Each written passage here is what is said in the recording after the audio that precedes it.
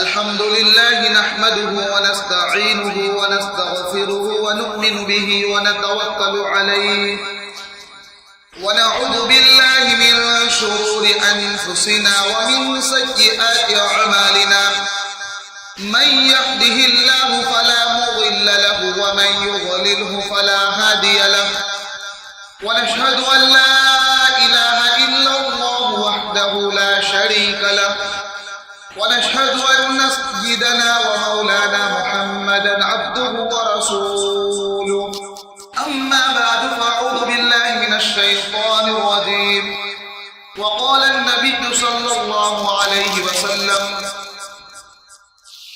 علامة المنافق ثلاثة إذا حدث كذب وإذا وعد أخلف وإذا اؤتمن خان أو كما قال عليه الصلاة والسلام.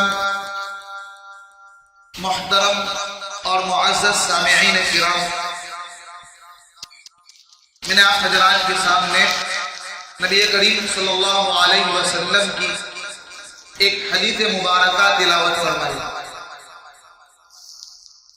اس حدیث مبارکہ کے اندر حضرت ابو ہریرہ رضی اللہ تعالی عنہ روایت فرماتے ہیں کہ نبی کریم صلی اللہ علیہ وسلم نے ارشاد فرمایا کہ تین خصلتیں ایسی ہیں، تین عادتیں ایسی ہیں جو منافق کی نشانی ہے.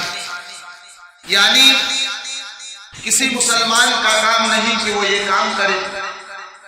اگر کسی انسان میں یہ باتیں پائی جاتی ہیں تو سمجھ لو کہ یہ منافق ہے. وہ تین عادتیں، وہ تین باتیں کیا ہیں؟ آپ صلی اللہ علیہ وسلم نے ارشاد فرمایا، پہلا نمبر کہ جب بات کرے تو جھوٹ بولے. نمبر دو، جب وعدہ کرے تو اس کی خلاف ورزی کرے. اور نمبر تین، جب اس کے پاس کوئی امانت رکھی جائے تو اس میں خیانت کرے.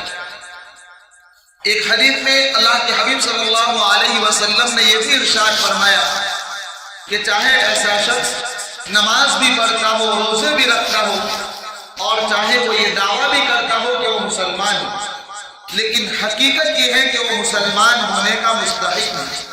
اس لیے کہ مسلمان ہونے کی جو بنیادی صفات ہے وہ اس کو چھوڑے ہوئے ہیں.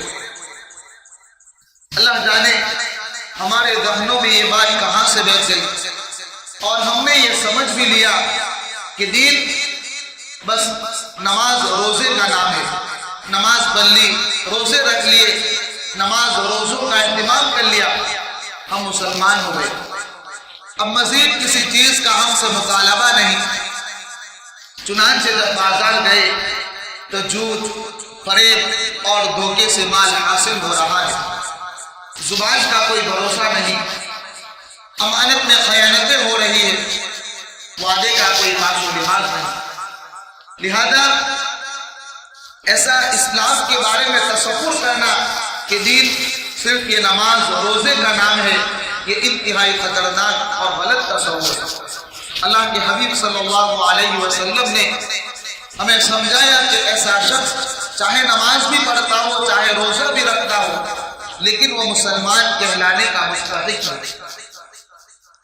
چاہے اس پر کفر کا فتویٰ نہیں لگے گا، اس لیے کہ کفر کا فتویٰ لگانا یہ انتہائی سنگین اور خطرناک ہے. فتوے کے اعتبار سے اس کو کافر نہیں کہا جائے گا، اسلام کے دائرے سے وہ نہیں نکلے گا، لیکن اس کے سارے کام کافروں اور منافقوں جیسے ہیں. تو اللہ کے حبیب صلی اللہ علیہ وسلم نے ارشاد فرمایا کہ تین عادتیں ایسی ہیں جو منافق کی نشانی ہے. نمبر ایک، جھوٹ بولنا. نمبر دو، وعدے کی خلاف ورزی کرنا. نمبر تین، امانت میں خیانت کرنا. تو آج میرے بھائیوں، اللہ کے حبیب صلی اللہ علیہ وسلم کے بتائے ہوئے ان تینوں عظیم گناہ کے متعلق ہم تھوڑی تھوڑی تفصیل کا مذاکرہ کریں گے تاکہ ان کی قباحت، ان کی برائی ہمارے سامنے آ جائے اور ہمارے لیے ان گناہوں سے بچنا آسان ہو جائے. تو پہلی چیز جو اللہ کے حبیب صلی اللہ علیہ وسلم نے ارشاد فرمائی جو منافق کی نشانی ہے وہ جھوٹ بولنا ہے. جھوٹ بولنا یہ حرام ہے، اور بہت بڑا گناہ ہے. اور جھوٹ بولنا یہ ایسا حرام ہے کہ کوئی ملت اور کوئی قوم ایسی نہیں گزری کہ جن کے یہاں جھوٹ بولنا جائز ہو. حتیٰ کہ زمانہ جاہلیت میں بھی جھوٹ بولنے کو بہت برا سمجھا جاتا تھا اور جھوٹ بولنے والے کو بہت برا کہا جاتا تھا. کہ آپ صلی اللہ علیہ وسلم نے جب روم کے بادشاہ کے یہاں اسلام کی دعوت کے لیے خط بھیجا تو بادشاہ نے اس خط کو پڑھا اور اس خط کو پڑھنے کے بعد اس بادشاہ نے اپنے درباریوں سے کہا کہ ہمارے اس ملک کے اندر کوئی ایسا شخص ہے جو ان کو یعنی محمد صلی اللہ علیہ وسلم کو جانتا ہے. تو اتفاق سے ان دنوں حضرت ابو سفیان رضی اللہ تعالی عنہ جو اس وقت مسلمان نہیں ہوئے تھے, مسلمانوں کے سخت دشمن تھے اور کافروں کے سردار تھے, وہ ان دنوں تجارت کی غرض سے ملک روم آئے ہوئے تھے. تو درباریوں نے ابو سفیان کو بادشاہ کے دربار میں پیش کیا. تو بادشاہ نے ابو سفیان سے آپ صلی اللہ علیہ وسلم کے متعلق کچھ سوال کیے. پہلا سوال یہ کیا کہ یہ شخص یعنی محمد صلی اللہ علیہ وسلم کس خاندان سے تعلق رکھتے ہیں, وہ خاندان کیسا ہے, اس خاندان کی شہرت کیسی ہے. ابو سفیان نے جواب دیا کہ محمد صلی اللہ علیہ وسلم بڑے اعلیٰ درجے کے خاندان سے تعلق رکھتے ہیں. اعلیٰ درجے کے خاندان میں آپ پیدا ہوئے اور سارا عرب اس خاندان کی شرافت کا قائل ہے. تو بادشاہ نے کہا کہ آپ نے سچ کہا, اس لیے کہ جو اللہ کے نبی ہوتے ہیں وہ ہمیشہ اعلیٰ درجے کے خاندان میں پیدا کیے جاتے ہیں.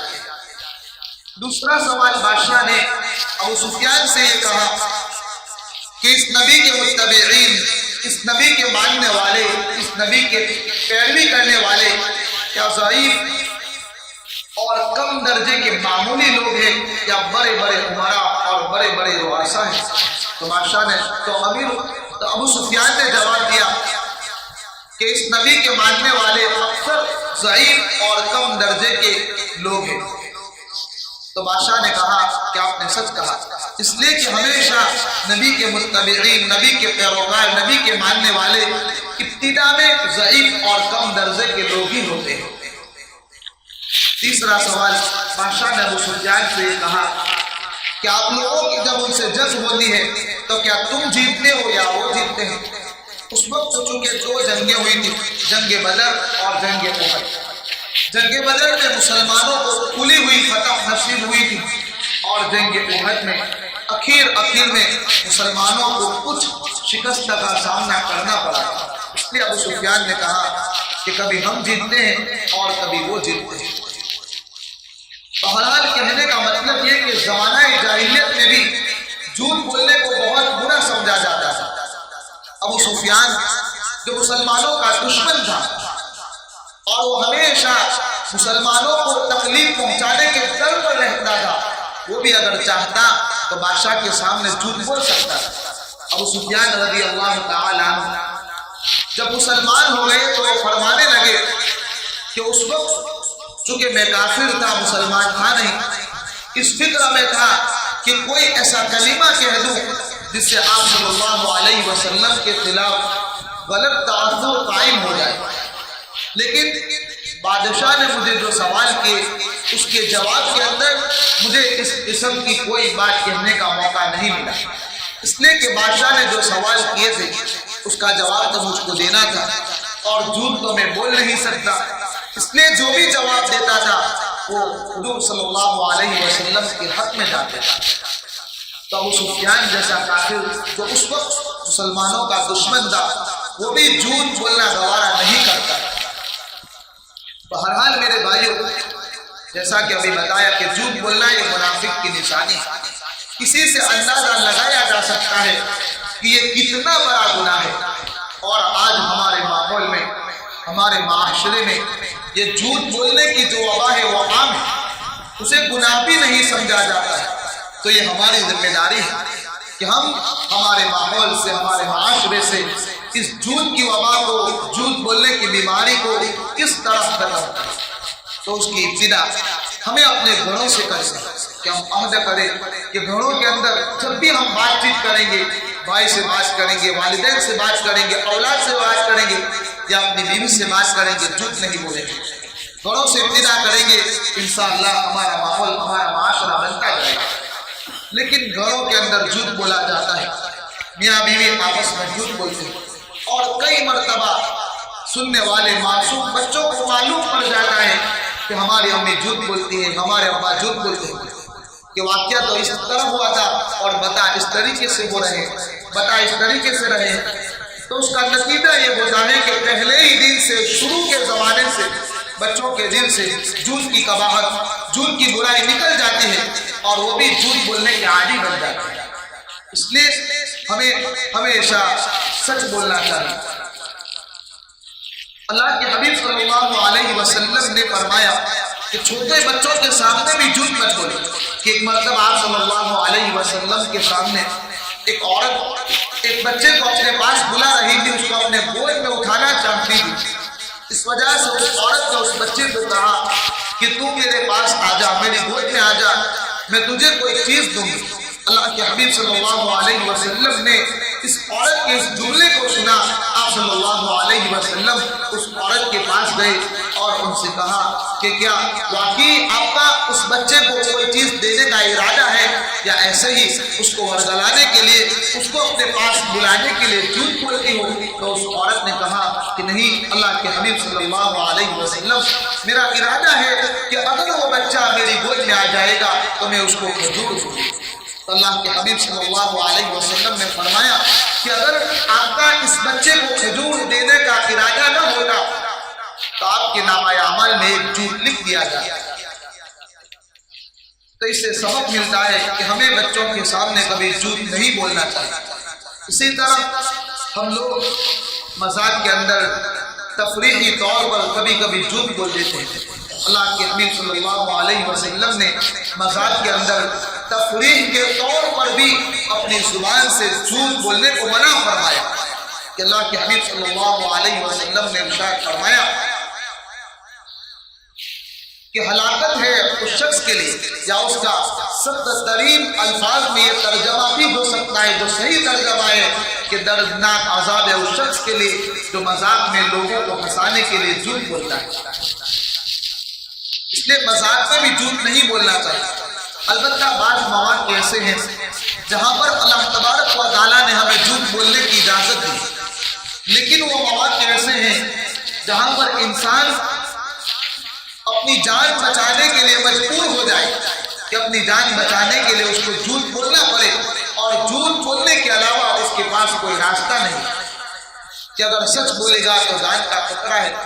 یا اسی طرح کوئی ناقابل برداشت ظلم یا تکلیف کا اندیشہ ہے کہ انسان اگر جھوٹ نہیں بولے گا تو ایسے ظلم کا شکار ہو جائے گا جس کو وہ برداشت نہیں کر سکتا۔ ایسے مواقع میں شریعت نے ہمیں جھوٹ بولنے کی اجازت دی، لیکن اس میں بھی پہلا حکم تو یہ ہے کہ ایسے مواقع میں بھی انسان صریح اور صاف جھوٹ نہ بولے، بلکہ کوئی ایسا گول مول لفظ بول دے جس کی وجہ سے وقت کی مصیبت ٹل جائے، جس کو شریعت کی اصطلاح میں تعریض اور توریہ کہا جاتا ہے۔ یہ تعریض اور توریہ کیا ہے؟ تعریض اور توریہ اسے کہتے ہیں کہ انسان اپنے زبان سے ایسا لفظ نکالے کہ جس کے معنی سامنے والے کو کوئی اور سمجھ میں آوے اور حقیقت میں دل کے اندر اس کا دوسرا معنی مراد لیا جائے۔ اس کی مثال کہ جب حضرت ابوبکر صدیق رضی اللہ تعالی عنہ آپ صلی اللہ علیہ وسلم کے ساتھ مدینہ منورہ ہجرت کر کے تشریف لے جا رہے تھے، اس وقت کفار نے چاروں طرف اپنے لوگوں کو دورہ دیا تھا تو آپ صلی اللہ علیہ وسلم کو کہیں سے بھی پکڑ کر لایا، اور یہ اعلان کر دیا تھا کہ جو آپ صلی اللہ علیہ وسلم کو پکڑ کر لاوے گا اس کو 100 اونٹ انعام میں دیے جائیں گے۔ تو اس لالچ کے اندر مکہ کا ہر کافر آپ صلی اللہ علیہ وسلم کو ڈھونڈنے کے لیے، آپ صلی اللہ علیہ وسلم کو تلاش کرنے کے لیے نکل گیا۔ ایسے وقت میں جب آپ صلی اللہ علیہ وسلم اور صدیق اکبر رضی اللہ تعالی عنہ مدینہ منورہ کی طرف جا رہے تھے راستے میں ایک شخص ملا جو صدیق اکبر رضی اللہ تعالی عنہ کو جانتا تھا اور آپ صلی اللہ علیہ وسلم کو نہیں پہچانتا تھا. تو اس شخص نے حضرت ابوبکر رضی اللہ تعالی عنہ سے پوچھا کہ یہ صاحب کون ہے, یہ شخص کون ہے؟ اس وقت ہمیں صدیق اکبر رضی اللہ تعالی عنہ کو معلوم تھا کہ مکہ کا ہر کافر آپ کو ڈھونڈ رہا ہے, آپ کو تلاش کر رہا ہے. اگر آپ سچ بول دیں گے آپ صلی اللہ علیہ وسلم کی جان کا خطرہ ہے, آپ صلی اللہ علیہ وسلم کی جان کا اندیشہ ہے. تو صدیق اکبر رضی اللہ تعالی عنہ نے یہاں تعویذ اور توریے کا استعمال کیا اور آپ نے کہا کہ یہ شخص مجھے راستہ دکھانے والا ہے. اس زمانے میں جب کوئی آدمی سفر پر جاتا تھا تو عام طور پر ان کے ساتھ کوئی راستہ دکھانے والا ہوتا تھا. تو صدیق اکبر رضی اللہ تعالی عنہ نے کہا کہ یہ شخص مجھے راستہ دکھانے والا ہے.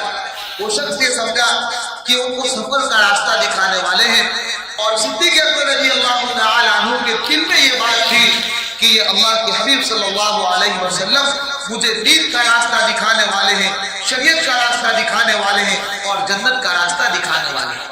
اسے کہتے ہیں تعریف اور توریہ کہ وقتی مصیبت کو ٹالنے کے لیے اس کا استعمال کیا جاتا ہے کہ جہاں جان کا خطرہ ہو, تکلیف کا اندیشہ ہے. اسی طرح ہمارے اکابر دیوبند کے اندر بھی اس کی بہت ساری مثالیں ملتی ہیں کہ جب حضرت مولانا قاسم نانوتوی رحمت اللہ علیہ کے خلاف انگریزوں نے ان کی گرفتاری کا وارنٹ جاری کیا تو پولیس اس وقت ان کو چاروں طرف ڈھونڈتی تھی اور حضرت چھتا والی مسجد کے اندر تشریف فرما دی تو پولیس ان کو ڈھونڈتے ڈھونڈتے چھتا والی مسجد میں پہنچ گئی اور حضرت مولانا قاسم نانوتوی رحمت اللہ علیہ بڑے اونچے درجے کے عالم دین تھے.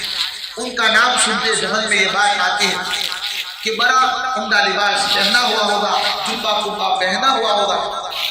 جب پولیس چھتا والی مسجد میں گئی تو دیکھا کہ کونے کے اندر ایک معمولی لنگی اور سادے کپڑے کے اندر ایک شخص بیٹھا ہوا جو حقیقتاً حضرت مولانا قاسم نانوتوی رحمت اللہ علیہ اور پولیس والے ان کو مسجد کا خادم, مسجد کو صفائی کرنے والا سمجھا. ان سے جا کر پوچھا کہ آپ نے مولانا قاسم نانوتوی رحمت اللہ علیہ کو دیکھا ہے؟ حقیقت میں وہی تھے. حضرت اپنی جگہ سے کھڑے ہو گئے اور ایک قدم پیچھے آ گئے اور انہوں نے کہا کہ ابھی تھوڑی دیر پہلے ہی یہاں کھڑے. انہوں نے ان پولیس والوں کو یہ یقین دلایا کہ تھوڑی دیر پہلے یہاں تھے, اب کہاں گئے معلوم نہیں. اور حقیقت تو یہی ہے کہ تھوڑی دیر پہلے وہ وہیں کھڑے تھے, اب اپنی جگہ سے ہٹے. تو انہوں نے ایسی جگہ کے اوپر تعریف اور توریے کا استعمال کیا. انہوں نے صریح جھوٹ بولنے سے اپنے آپ کو بچایا. جان کی بنی ہے, تکلیف کی بنی ہے, لیکن انہوں نے ایسے وقت میں صریح اور صاف جھوٹ بولنا وہ لوگ گوارا نہیں کرتے. تو میرے بھائیو, ہمیں بھی ہر حال میں سچ بولنا ہے. اللہ کے حبیب صلی اللہ علیہ وسلم نے فرمایا الصدق ینجی والکذب یہلک, کہ سچ انسان کو نجات دلاتا ہے اور جھوٹ انسان کو ہلاک کر دیتا ہے. اللہ کے حبیب صلی اللہ علیہ وسلم نے مختلف روایات کے اندر جھوٹ بولنے والے کے لیے سخت ترین وعیدیں ارشاد فرمائی ہیں. آپ صلی اللہ علیہ وسلم نے ارشاد فرمایا کہ جب انسان جھوٹ بولتا ہے تو وہ کلمہ, جو جھوٹا کلمہ اس نے اپنے منہ سے نکالا ہے, اس کی بدبو کی وجہ سے رحمت کے فرشتے انسان سے 1 میل تک دور ہو جاتے ہیں. کہ انسان جب کوئی جھوٹ بات بولتا ہے تو وہ جھوٹ کی وجہ سے اس کے منہ سے ایسی بدبو نکلتی ہے جس کو فرشتے محسوس کرتے ہیں اور اس بدبو کا وہ تحمل نہیں کر سکتے, اس کو برداشت نہیں کر سکتے, جس کی وجہ سے اس سے دور ہو جاتے ہیں. اسی طرح ایک روایت میں آپ صلی اللہ علیہ وسلم نے ارشاد فرمایا کہ جھوٹ سے بچیں, اس لیے کہ جھوٹ یہ انسان کو فسق و فجور کی طرف لے جانے والی چیز ہے, انسان کو گناہوں کی طرف لے جانے والی ہے, اور فسق و فجور یہ انسان کو جہنم تک لے جاتا ہے. کہ انسان جھوٹ بولتا ہے, جھوٹ کو تلاش کرتا رہتا ہے, یہاں تک کہ اللہ تبارک و تعالیٰ کے نزدیک وہ انسان جھوٹا لکھ دیا جاتا ہے کہ یہ جھوٹا ہے. اسی طرح ایک روایت میں اللہ کے حبیب صلی اللہ علیہ وسلم نے ارشاد فرمایا کہ آپ صلی اللہ علیہ وسلم نے خواب میں دیکھا کہ ایک انسان آپ کو آسمان کے اوپر لے جائے اور وہاں پر کہ ایک آدمی بیٹھا ہوا ہے، ایک کھڑا ہوا ہے، تو کھڑا ہوا آدمی بیٹھے ہوئے آدمی کے جبڑے کو، اس کے کلے کو زنبور سے یعنی لوہے کی کینچی سے اس کے جبڑے کو کاٹتا ہے اور گردن تک کاٹتا چلا جاتا ہے۔ جب پورے جبڑے کو کاٹتا ہے تو پھر وہ دوسرے جبڑے کو کاٹنے کے لیے جاتا ہے تو یہ پہلا جبڑا اچھا ہو جاتا ہے، پھر اس کو کاٹ لیتا ہے تو پھر اس کو کاٹتا ہے۔ اللہ کے حبیب صلی اللہ علیہ وسلم نے اپنے ساتھی سے پوچھا کہ یہ کون شخص ہے؟ تو اس فرشتے نے، آپ کے اس ساتھی نے آپ صلی اللہ علیہ وسلم سے فرمایا کہ وہ شخص جس کو آپ نے دیکھا کہ جس کے جبڑے، جس کے کلے کاٹے جا رہے ہیں، یہ وہ شخص ہے جو اپنی زبان سے جھوٹ بات نکالتا ہے اور وہ بات نقل ہو کر، وہ جھوٹی بات نقل ہو کر پوری دنیا میں پھیل جاتی ہے۔ اللہ تبارک و تعالیٰ اس کو ایسا عذاب دیتے ہیں اور قیامت تک اس کو ایسا عذاب ہوتا رہے گا۔ اس لیے میرے بھائیوں، ہم اپنی زبانوں کو جھوٹ سے بچائیں کہ ہم اپنی زبان سے کوئی جھوٹی بات نکالے اور وہ جھوٹ پھیلتے پھیلتے دنیا جہاں میں پھیل جاوے اور ہم ایسے عذاب کے خدا نہ خواستہ شکار ہو جائیں۔ اس لیے ہم حتی الامکان اپنے آپ کو جھوٹ سے بچائیں۔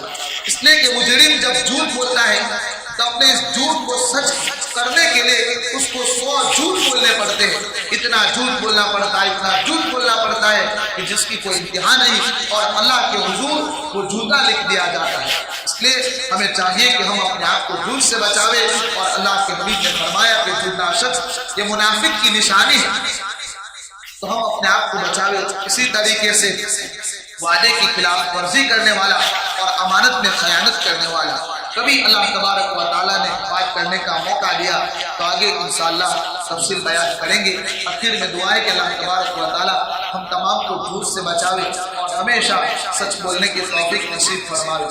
آمین۔ وآخر دعوانا الحمدللہ رب العالمین۔